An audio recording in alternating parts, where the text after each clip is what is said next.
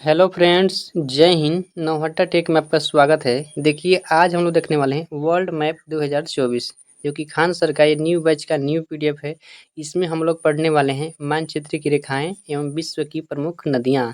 आज का पाठ संख्या 22 है। अगर आप लोग 1 से 21 तक पाठ संख्या नहीं देखें तो कृपया चैनल के प्ले लिस्ट में जाकर वहां से आप लोग सारी वीडियो को एक एक करके देख सकते हैं। तो चलिए हम लोग आज की इस वीडियो में स्टार्ट करते हैं मानचित्र की रेखाएं एवं विश्व की प्रमुख नदियां। अगर आप लोग की वीडियो पसंद आए तो एक बार लाइक और वीडियो को शेयर जरूर कीजिएगा।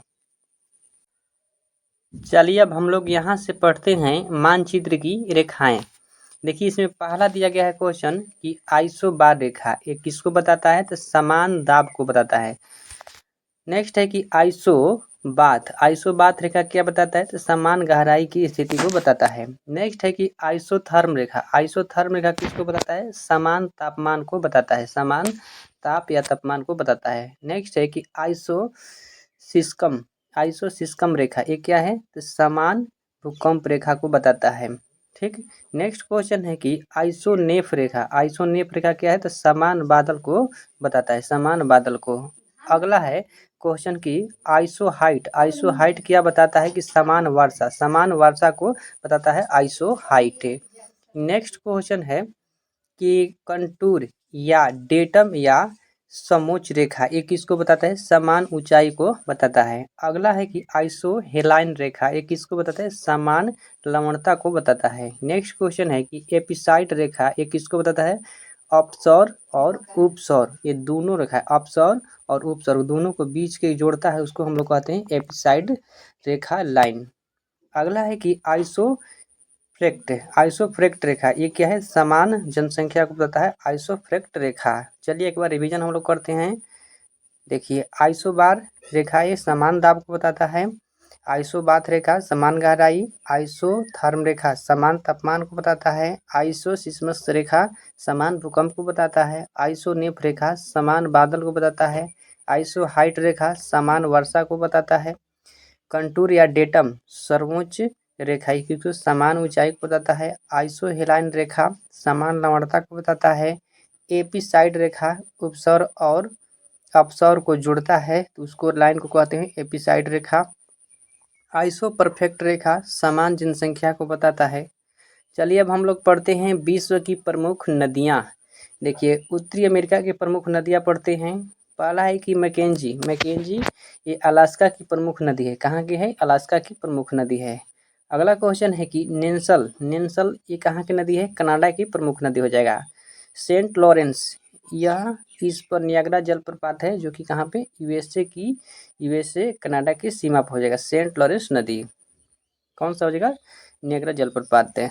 अगला देखिए क्वेश्चन है, अगला क्वेश्चन दिया गया है कि टेनेसी नदी पर दामोदर घाटी परियोजना इसी पर आधारित है। टेनेसी नदी कहाँ, ये अमेरिका में हो जाएगा।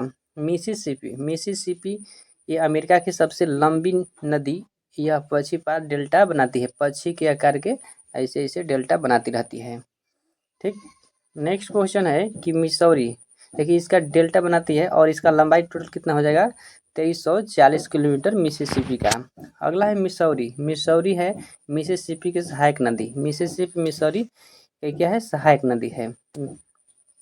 कलोराडो इस पर ग्रैंड कैनियन नामक गड्ढा है, कलोराडो किस नदी द्वारा बनाया गया है, कलोराडो नदी द्वारा। अब देखते हैं हम लोग दक्षिण अमेरिका की प्रमुख नदियाँ। देखिए, ओरोनिको इसकी सहायक नदी कौन सा हो जाएगा, कोरोना, जिस पर एंजिल जलप्रपात हो जाएगा। इसका ऊंचाई लगभग कितना हो जाएगा, 937 मीटर हो जाएगा। ठीक ना, याद रखिएगा।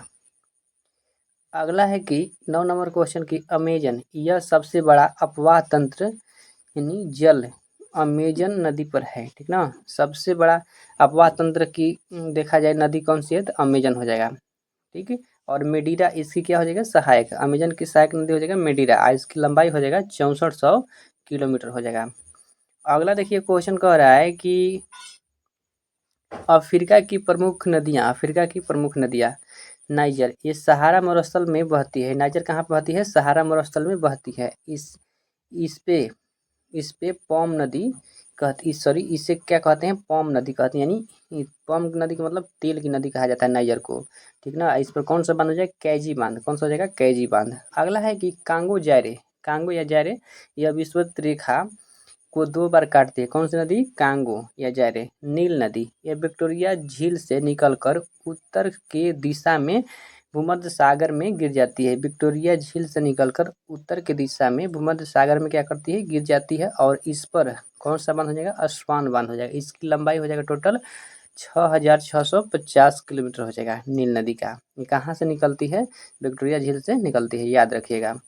अगला देखिए नेक्स्ट क्वेश्चन है 30 नंबर में कि कह रहा है कि जैम्बेजी, इस पर विक्टोरिया जलप्रपात है और करीबा बांध इसी पर है, जैम्बेजी नदी पर। नेक्स्ट है कि लिम्पोपो, लिम्पोपो यह मकर रेखा को 2 बार काटती है, कितनी बार काटती है, 2 बार काटती है लिम्पोपो नदी। नेक्स्ट क्वेश्चन है कि ऑरेंज, ऑरेंज ये कहाँ पे हो जाएगा, ऑरेंज नदी ये कालाहारी मरुस्थल में बहता है ऑरेंज नदी। वोल्टा नदी, वोल्टा नदी ये गिनी की खाड़ी में गिरती है, गिनी की खाड़ी में गिरती है और वोल्टा झील इसी पर है, वोल्टा झील वोल्टा नदी पर हो जाएगा। अब हम लोग देखते हैं यूरोप की प्रमुख नदियाँ को।